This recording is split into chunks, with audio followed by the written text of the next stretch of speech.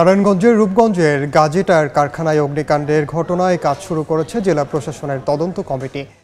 বিকেলে ঘটনাস্থল পরিদর্শন করেন ৮ সদস্যের কমিটি। পরে সেখানে সংবাদ সম্মেলনে কমিটি প্রধান জানান, ফায়ার সার্ভিস ড্রোন দিয়ে ভবনের ভেতরে অনুসন্ধান করছে, তবে এখনও কারো মরদেহ পাওয়া যায়নি।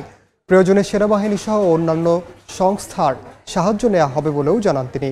এ সময় নিখোঁজদের তালিকা তৈরি সহ ১০ কার্যদিবসের মধ্যে তদন্ত প্রতিবেদন দাখিল করার আশ্বাস দেন তদন্ত কমিটি প্রধান।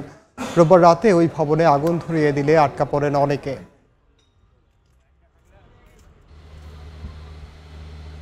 স্বজনদের খোঁজে আসতেছেন, আমরা নাম ঠিকানাগুলো লিপিবদ্ধ করে রাখতেছি।